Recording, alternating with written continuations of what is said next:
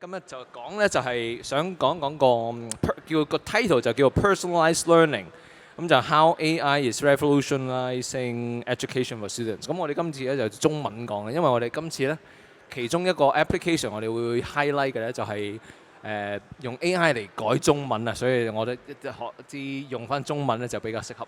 咁我哋又好榮幸咧有兩位啦。咁其實我就之前同個兩位 briefing 嘅時候咧就話，喂，其實咧。而家 AI 其實講下就 ChatGPT 3.5出咗嚟咧，都2年幾啦。咁其實而家 AI 裏邊咧，就其實有一個成日都好 hot 嘅 topic，就係話，喂，其實仲有啲咩 application 㗎？即係除咗 chatbot 之外，仲有啲乜嘢實實在在可以用嘅咧？咁所以咧，我哋今日都係圍繞住咧，就係真正嘅 application 嚇。而家用緊 AI 嘅 application 究竟係點嘅咧？尤其是 education 方面。咁或者咧，我就交俾阿毛筆。咁就阿 Rex 講一講毛筆，其實佢哋做緊啲乜嘢咧？咁係咪有個 PowerPoint 你可以 show 㗎？係啦，好，咁大家好啦，咁我就係毛筆嘅 co-founder 叫 Rex。咁就我哋毛筆其實做啲咩嘅咧？就係我哋嘗試用 AI 咧去 support 老師點樣教得好啲，同埋同學仔咧收到好啲嘅 feedback 咁樣。咁目前為止咧，我哋cover 嘅主要都係中文教育為主嘅一啲 AI product 同埋 service 啦。咁我哋個 core product 就叫毛筆啦，就係一個 AI 改作文嘅 platform 嚟嘅。咁主要就係咧support 老師咧去提供一個個人化嘅回饋俾每一個同學仔，等佢哋知道咧點樣去到有啲咩嘅錯處，同埋點樣去到改善佢哋嘅作文咁樣。咁除咗毛筆之外啦，我哋都有其他嘅 product，例如係同中文大學合作做過一個叫爾雅嘅 project 啦，咁就 support 翻大學中文嘅學生去到學中文咁樣。咁今日咧都會講多少少咧，就係 for 呢一個毛筆我哋 core product 實際上有啲咩功能啦，同埋點樣實際上幫到老師嘅教學咁樣。咁所以今日呢一個嘅 section 咧，可能都比較多少少老師聽得多嘅一啲 jargon 或者 terms 係啦。咁咧，我哋毛筆其實點樣做到改作文嘅咧？就係我哋嘗試咧，透過integrate 現有technology 啦 into 老師現有嘅 workflow 度，嘗試盡量令到佢哋咧學嘅嘢或者要接觸嘅嘢比較少啲。咁我哋點做嘅咧？就係我哋會將平時學校嘅 assessment， 即係作文嘅 assessment， 就將佢個原文 scan 咗佢。咁跟住咧就會AI 就會睇一次篇文章嘅內容啦，之後就會每一個同學仔咧生成一份相應嘅咁樣報告。咁報告入邊就會包含晒個同學仔有啲咩嘅錯處啦，有啲咩改善嘅建議去 suggest 翻俾同學仔咁樣。咁呢個就我哋個報告啦。咁我哋報告咧就主要分4個嘅 section。咁我哋輕輕講一講。咁就包括呢一個內容總評。咁就 AI 就會圍住3個嘅大嘅部分啦。咁就俾啲 overall 嘅 comment 同學仔，話俾佢知篇文章有啲咩嘅問題。第二個部分咧就係一個引導性嘅針對性引導問題啦。咁就每一段咧 AI 就會嘗試提出一啲問題去 raise 個同學仔去到反思自己嗰個文章有啲咩嘅問題咁樣，都會 suggest 翻咧同學仔加啲咩嘅細節啊內容去到補充咁樣。咁第3段咧，第3個部分啦，就係一個改寫事例。剛才就有 comment 都有改善建議。第3個部分就係一個示範啦，就係呢一度咧 AI 就會嘗試咧就抽一段同學仔表現冇咁好嘅文章一段落出嚟，跟住就重寫一次示範俾同學仔睇，點樣可以到增潤佢嘅文筆啦，點樣可以加多啲內容咁樣。咁第4個部分咧，睇完同學仔啦，睇完前面嘅 comment 改善建議同埋睇完示範之後咧，實際上咧就要佢操練一下啦。呢一個咧第4部分嘅改寫練習，AI就會抽一段出嚟咧，就係做要求同學仔重寫一次，就考一考同學仔咧，實際上吸唔吸收到呢啲嘅評語咁樣。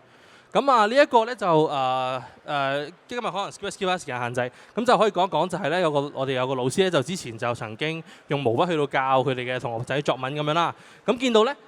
左邊呢度咧就係有個同學仔原本嘅文章嚟嘅，佢睇毛筆之前，咁老師就覺得同學仔佢嘅作文咧就比較冇乜細節啦，就覺得佢都比較普通中學生會有嘅問題嚟嘅。於是毛筆就會建議佢指出佢嘅問題，例如話佢咧描寫唔夠細緻，咁就俾多啲寫作手法佢，建議佢點樣改善咁樣。係啦，咁見到咧呢一個咧就係最後同學仔睇完報告之後咧，佢做嘅呢一個改寫練習，咁就將佢自己嘅段落咧重寫一次，咁就見到會加多咗啲氣氛嘅營造啊，加多咗啲寫作手法啊，同埋會扣翻個題眼咁樣。咁有咗毛筆之後，到底實際上啦，有咗 AI 咧，到底有咗 AI 之後咧，我哋認為原本同個老師同原本嘅教學方法有咩分別咧？有啲咩唔同咧？我哋帶有啲咩嘅變化咧？就係咧，我覺得以前咧，我哋幫老師幫同學仔改文或者改卷嘅時候咧，似係比較單一方向啲去提供個 feedback 俾佢哋，就係單方面咁同佢哋講嗰啲咩嘅問題啦，同佢哋改進。而家就唔係啦，有咗 AI 之後呢，我哋可以嘗試同佢一齊去睇呢啲 AI 俾嘅 feedback 同埋呢一啲嘅 response， 一齊去到討論下，同埋老師呢做翻個專業嘅角色，就係教同學仔邊啲地方需要留意。咁同埋咧，我哋都希望透過 AI 咧去到嘗試幫老師啦，就促進翻呢兩樣嘅注重點嘅。第一樣嘢就係 assessment for learning， 亦即係咧希望同學仔嘅 assessment 咧唔係單單為咗考核佢哋嘅能力嘅，而係都可以令到佢哋學到啲嘢，攞到啲嘢翻屋企，學到啲知識。咁第二就係咧促進翻佢哋嘅自主學習嘅習慣。咁呢個都係近年嚟學校教育界比較重視啲嘅議題啦。就係希望咧透過毛筆咧去到養成佢哋咧同學仔慢慢去到養成一個自己去到反思，主動去反思自己嘅 performance 嘅呢個表現嘅習慣咁樣。係啦，咁就大概簡介就係咁樣啦，毛筆嘅簡介。好嗱，咁咧按照阿 Rex，我諗其中一個而家教育界都幾擔心嘅問題咧，就係話喂啲同學用咗 AI 嘅時候會唔會懶咗？咁但係你呢個咧就唔係嗰樣嘢嘅，因為你係唔係話睇完文，唔係叫佢用 AI 作文，而係佢作一篇文啦，跟住佢批完，跟住你有啲引導性嘅問題，叫佢再反思翻。咁就唔係話叫佢，即係唔係佢直接去用一個 AI 嚟寫文啦。冇錯冇錯。咁我都想扮一個好 mean 嘅投資者問你一啲問題啦。我好 mean 嘅投資者就會話：喂，阿 Rex，你覺得啲嘢咧好似話你 OCR 認 handwriting 有啦，冇錯。跟住你認完 handwriting 咪懟落 LLM 咪整到嗰啲嘢出嚟咯。有乜咁特別咧？嗱，其實特別嘅位就係乜嘢咧？同直接用 ChatGPT 咧，各位都可以嘗試一下咧。睇完我個 PowerPoint 之後，嘗試叫 ChatGPT generate 呢啲嘅浪出嚟嘅。咁但係分別就係乜嘢咧？我哋雖然我哋係 based on 一啲現有嘅 LLM model 去到做我哋嘅 product 啦，咁但係咧分別就係我哋加入咗中文老師嘅一啲考評分制度啦、評分嘅準則啦、題目嘅要求啦，同埋一啲sample 落去 fine tune 個 model， 咁就令到佢出嚟嘅 output 咧一定係比我哋自己直接用 ChatGPT 係準好多嘅。一嚟就係咁樣，二嚟就係咧，我哋呢一個報告咧，雖然睇落而家好似好完整咁樣啦，但我哋當時設計咧都係基於老師嘅需要去到出發。咁從老師嘅角度去諗咧，就會唔同晒啦，比我直接用 ChatGPT 係啦。OK，咁我就想問一問阿朱校長啦。朱校長咧就係佢係又係一個校長啦，當然咁同埋佢亦都係香港教育電腦教育學會嘅主席啊嘛。咁你會覺得？如果一間學校或者都有一個校長 say no to 毛筆，你會覺得係因為咩呢？哇！呢個問題好難答喎，喺佢面前要咁樣答呢個問題。係啊，我呢個好係啊，要發掘啲 say no 嘅 reason。唔係啱㗎，其實呢，即係如果在座下邊有朋友係有興趣幫手教育界做一啲 edtech 嘅 solution 呢，我自己覺得呢，要留意清楚，一就係錢嘅問題。因為所有香港嘅學校呢，即係除咗私立學校之外呢，全部都係受政府錢嘅啫。即係話我哋自己唔會無端端呢有一大筆錢去做任何嘅即係一啲 investment 啊，或者係 development 嘅。所以呢個資金呢一定係嘅。咁第二個呢就係人。咁因為學校最多嘅呢係人，咁啊唔係指學生，係老師。咁啊老師喺成個施教選用任何 solution 上邊嚟講呢，佢比校長呢係更加大嘅，因為佢覺得唔啱用呢，就唔會發生咗喺個課室入邊嘅。咁所以其實點樣令到老師 buy in 你呢一個嘅 solution 呢？係其實所有 edtech 嘅都要一齊去諗咯。咁如果係針對翻毛筆，不過你唔係中文，你係 ICT 老師啦之前。咁但係如果你話要估一個中文老師，未必係你學校啦。如果一個中文老師，佢一定要揾啲嘢挑剔毛筆嘅，你會覺得佢挑剔啲乜嘢呢？我有唔緊要，即係佢哋係，即係我識咗毛筆好耐嘅。佢做 startup 一定俾人 say no 過，同埋佢哋係好有信心。即係我哋係俾過好多意見，識咗好耐，俾過好多意見，佢哋再改嘅。咁始終咧做毛筆，做呢啲即係 Chinese writing， 你要佢去考 DSE 嘅話咧，作為我哋咁中意考試嘅一個香港地方咧，佢最緊要就係究竟個學生你哋 mark 出嚟嘅準唔準？啲分數可唔可以幫到佢去準備個考試？呢個老師睇得好緊要嘅。佢哋即係例如我學校都好咧，中文英文都有試過啲 platform 嘅。佢係攞自己去 mark 咧，同個 AI 去 mark 咧做比對，做一啲 investigation 咧，之後去睇下究竟係咪做得到嘅。咁所以其實呢一個位咧，毛筆要加油，因為佢個 data 唔夠多咧。其實你始終同真人咁 professional 嘅老師咧係有分別嘅。即係換句話講，你就可能佢哋而家去你嗰啲 training data 喺邊度攞嚟㗎？其實其實而家我哋嘅 training data 主要都係試用嘅老師俾我哋嘅，學校俾我哋為主。咁我哋當時咧就推出之前啦，咁就同老師用試用額咁樣交換 training data 咁樣啦。咁但係咧，我覺得我哋嘅重點嘅位其實就反而唔喺 training data 嗰度。咁我哋自己咧就係因為咧，我哋自己一路個諗法都係我哋唔係為咗用 AI 而用 AI 嘅，我哋希望咧用 AI 都係為咗 support 老師嘅。咁其實咧，老師咧，我哋好深入咁了解個老師嘅需要係到底係啲乜嘢啦？改文呢方面係啦，咁我哋嘗試去解釋一下啦。我嘗試就其實對於一個中文老師嚟講咧，改文其實唔係真係咁難。如果改一篇文章嘅分數啦，講緊如果個老師睇一篇文章打個分咧，其實5分鐘做完。咁但係點解我哋改文對老師嚟講都係咁大 effort 咁難嘅一個工作咧？就因為咧，老師會普遍好想同同學自己講晒佢有啲咩嘅問題，俾嗰啲 comment 嗰啲評語先係最嘥時間。咁所以咧，我哋毛筆咧比較着重咧就之前嘅方法啦，比較咧就係着重喺俾support 老師俾個人化嘅建議俾同學仔。咁因為呢一方面係最嘥時間，同埋老師我哋一直想做，但係冇時間做嘅嘢嚟嘅。咁所以咧就，我覺得我哋個優勝嘅位就係在於我哋同老師不斷去到溝通，我哋抌啲嘢出嚟試，老師不斷用，不如我哋不斷再跟佢哋意見改，咁樣應該個方法就會比較好咯，係啦。OK，咁或者我又想從朱校長嘅角度啦，嗱，除咗係毛筆之外啦，或者而家 AI， 我諗當然喺教育界呢個應該呢個好大嘅話題嚟㗎啦。咁或者係 from 你個角度，而家其實教育界嗰邊，因為其實佢考慮 AI 嘅時候有啲咩考慮嘅因素咧，同埋係點樣應用咧，同埋或者你自己覺得有啲乜嘢嘅應用咧，係你覺得係已經係非常之純熟，你已經係成日用㗎啦。咁可唔可以講一講咧？好似你都有個又準備咗個 PowerPoint 啊。好啊，不過我有個簡單回應咧，就係頭先阿 Ken 你講過。喺教育界嚟講咧，技術唔係我哋要最追求嘅，因為大部分老師咧都唔係好識，同埋咧我哋教育咧係唔使要啲好高技術嘅。咁所以咧，即係我哋成日都追求就係點樣可以 integrate 到落去我哋嘅課堂嗰度，即係講緊呢一啲 AI related 嘅 pedagogies 啊。咁所以好多時我自己接觸 startup 都好咧，毛筆有個好處嘅。佢入邊係有熟悉教育嘅同工，冇錯，係啦。咁但係有啲 startup 咧係冇咧，好多時都係可能啲 tech 底啊，或者係 business 嘅即係朋友去組成咧。佢唔明白學校嗰個生態，佢入唔到去就係覺得個技術點好都好咧。其實學校好難去接受，因為教嗰個係個老師啊。咁所以呢個咧就係有個困難嘅地方嚇。咁我講少少啦，我都準備咗一啲嘅嚇。好，咁啊自己唔介紹啦。咁我本身有2個身份嘅，我自己係一間中學沙田培英中學係擔任校長啦。咁另外咧就我喺香港電腦教育學會咧係做主席。咁香港電腦教育學會咧係學界一個應該算係歷史最耐嘅一個電腦教師嘅組織啦。就今年係踏入44年嘅嚇。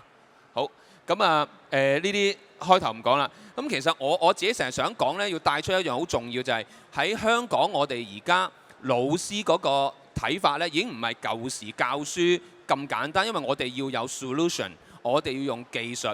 咁所以而家點解會有咁多 edtech 嘅公司出現？咁政府就係一個好重要嘅力量，因為如果好似問翻阿 Rex， 佢哋好清楚㗎。我見到你有幾隻字啊 self-regulated， 即係呢個字就係回應最新嘅一個 funding， 因為政府有一個 self-regulated 嘅on English and 普通話嘅2個 funding。咁你個平台可唔可以回應到而家政府對教育界嘅一啲政策推動呢？如果得嘅話，咁咪容易啲去去接受一啲新嘅 solution， 因為始終我頭先講學校嘅錢係由政府嚟嘅，咁政府係好重 direction 俾咗成間學校點樣走嘅嚇。咁我哋會呢，就喺中間嗰度做好多橋梁啦。咁啊當中阿 Ken 好或者係阿 Rex 好，我哋成日都喺中間做好多工作串連嘅嚇。OK， 咁有啲少少政策位就係大家可能會少啲接觸教育界嘅，就係其實教育界有冇做 AI 嘅嘢呢？香港唔敢講係咪最快，但係唔係冇做過嘢嘅，做咗好多嘅。例如小學係開始有 AI 嘅嘢啦，考評局有 address 過一啲 AI 嘅 issues 啦，之後係有 AI 嘅課程喺中學生發生嘅，呢個我覺得都要留意嘅嚇。咁再有就係高中有 AI 嘅課程啦，有 AI 嘅 literacy 啦。咁所以其實林林總總咧，你會見到咧喺學校已經發生咗好多 AI 嘅東西。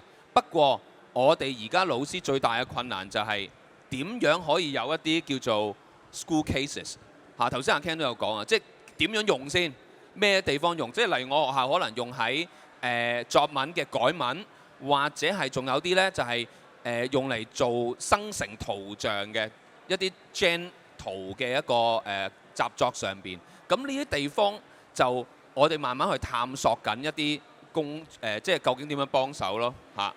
咁例如一般老師會用 ChatGPT 啦，呢啲唔講啦啊。咁我哋學校都會有嘅。咁例如我學校自己咧有啲 in-house 嘅 system 咧係自己做嘅。咁其實我覺得最大嘅困難就係咧學校嘅 system 咧唔係一個好容易一間公司可以 replace 得到嘅，因為你要明白嗰間學校嗰個需要咧。但係隔離間學校又有唔同需要，咁其實未必咁容易有 revenue 嘅，因為你幫佢做啫，你隔離間學校賣唔翻錢嘅。咁我學校有個特色咧，就係自己有 programmer 去做嘅。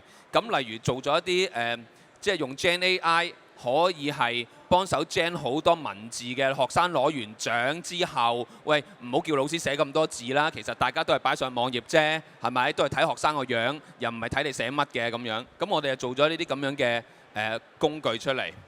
再講呢度咧就我特登唔揀中文嘅嚇，咁因為咧我哋有英文嘅改作文嘅都嚇，有唔同公司啦，我唔特別講啦，有 Gen Video 嘅功課都有俾學生做嘅嚇。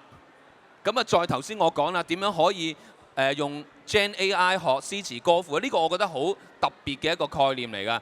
你要明白中國古代嗰啲詩咧，係好難嘅，即係好難投入翻入邊嗰個意境嘅。咁我哋就要學生咧嘗試，可唔可以將首詩咧就 gen 翻幅圖出嚟？咁佢就要明白咗嗰首詩嘅意境。嗱，呢個就係個學習啦。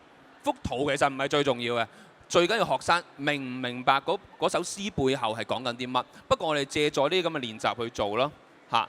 咁另外我自己學校就有 school policy 嘅。咁呢個我亦都好推咧，所有學校咧應該要有 AI policy 嘅。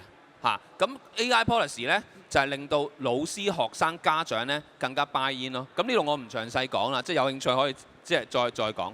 咁所以其實簡單而言咧，你會見到喺學校已經發生緊㗎啦。咁但係可能同 EdTech 之間嘅關係在於啲乜咧？就係如果我喺老師嘅角度啊，就係好多 solution， 花多眼亂。尤其是 AI 啲嘢好新嘅，可能又有 DeepSeek 啊，又有新嘅 solution 出嚟嘅時候，咁究竟其實佢做緊啲乜嘢，係咪幫到學校嘅呢？其實老師係冇咁多時間去試，因為真係好忙。香港嘅老師，咁點樣可以令到嗰件事 match 到呢？就係要靠即係例如 Rex 佢哋要做好多研究啦，之後落地去幫學校去做啦。呢個我覺得會重要啲咯。好，咁或者我哋如果我想問你咧，如果你當你而家有一個 wish list， 有啲 AI application 真係齊晒你要嗰啲嘢啦，咁我或者可能太闊啦，譬如話純粹中文呢樣嘢，我哋講翻中文呢樣嘢，喺中文呢個課題裏邊有啲乜嘢嘅係你覺得係如果真係 AI 幫到手嘅，而佢應該有啲咩 characteristic 嘅，有冇啲咁嘅想像可以俾我哋咧？我有嘅。兩邊我貪心啲，一要幫到個 administrative， 即係咧老師好多嘢做，佢可唔可以減輕佢嘅一啲工作量，而釋放佢嘅空間呢？係幫到而家嘅學生。因為我哋即係例如 AI 點解改 writing， 我覺得係有一個方向嘅地方呢，就係我哋想做嘅嘢好多啊，但係老師如果每一日都攞住答文翻屋企改完之後，就係過1個禮拜、2個禮拜先至同翻啲學生講，個學習又有遲咗㗎啦。另一方面，老師就個工作就好似每一日都係改文嘅啫。咁我唔係要個老師請佢翻嚟改文嘅，我係想佢同學生係多啲交流接觸，去幫助個學生可唔可以對中文講緊中文係有興趣，佢對於可能一啲文章啊、文學啊去掌握。呢個我覺得第一。咁第二個呢，就係一啲叫做 personalized learning， 因為而家由成個即係我哋講緊學習嘅發展呢，去到今時今日，大家係講緊個別差異。咁個別差異要解決呢，係冇科技係解決唔到嘅，因為有2個人就有差異。咁我可以請幾多個老師呢？我解決唔到呢個問題。但係如果有科技嘅話，佢就可以 tailor-made 到佢嘅一啲學習嘅需要。咁但係點樣可以做到呢？當然我見好多 solution 嘅，不過係咪去到即係每個學生都可以跟得到呢？咁我哋而家都探討緊嘅，同好多公司都睇緊。呢度都想補充少少嘅就係咧，剛才朱校長提得好好㗎啦，兩點咧，其實係連環相扣我覺得係啦，因為咧我哋無不到啦，我哋想嘗試幫老師就係提供 personalize 嘅 feedback 俾每個同學仔啊嘛。其實作為老師係每一個老師都想做呢樣嘢嘅，我哋就係想用我哋嘅時間去話俾每一個同學仔知，你有啲咩問題點樣去到修補咁樣。咁但係咧，因為太多 administrative task，就可能因為就係改文啊等等，咁我哋就係嘗試咧，我哋發現咧有咗 AI 之後咧，或者係做 technology 之後咧，可以squeeze 咗啲時間出嚟，用翻我哋老師本身嘅專業嘅知識，去到街翻同學仔點樣睇呢啲 AI 出嚟嘅嘢。同埋咧就係點樣善用呢啲 AI 出嚟嘅嘢，咁就變咗咧就睇翻個時間出嚟，好似我哋有個連堂有個寫作課嘅設計咧，就係有個時段就係咧俾同學仔咧如果係進度好啲嘅同學仔就上堂自己睇報告，如果進度差啲嘅同學仔咧就可以舉手嘅時候就問同學老師一齊討論，咁就變咗照顧到個學習差異啦。有咗技術，我覺得就係呢樣嘢可以做到。你點樣做啊？呢樣嘢係因為你係同一班嘅時候咧，即係你即係同一班上緊堂。有啲同學係做啲唔同嘅嘢嘅，咁你係點樣做到呢樣嘢出嚟？係我哋就係同一啲嘅伙伴老師喺度傾咧，跟住就設計咗一個連堂出嚟，寫作班 AI 寫作連堂出嚟。咁因為平時老師咧，佢哋都會在原文有個全班 overall 咁講評嘅，有個連堂。咁你就 redesign 咗呢一個連堂出嚟咧，就將堂嘅後半部分咧就係一個自主學習時段。咁就俾同學仔咧進度好啲嘅，就自己睇報告咯，自己做練習咯，自己去到做個自習咯。咁如果係進度冇咁好嘅同學仔，要老師嘅 support 多啲嘅，呢個時候就可以舉手，老師逐個去到佢隔離，解釋俾佢聽報告睇唔明嘅地方啊，或者係佢個嗰啲錯處點樣修補啊，咁就可以發揮到我哋頭先講嘅，我哋用 AI 係想做到一啲我哋原本老師想做，但係冇時間冇心力做到嘅嘢咯，係啦。我諗呢個其實都係去翻朱校嗰度，其實係咪有同個制度有啲關聯呢？因為其實佢要做到嗰個同一班同學，有啲人做唔同嘅嘢呢，其實真係要有翻啲時間係做自主學習嘅。咁但係 under DSE 嘅咁忙嘅情況之下，其實你就咁普通追晒佢要 DSE 要考嗰啲嘢，其實仲有冇自主時間去俾呢度做有呢啲咁嘅空位出到嚟呢？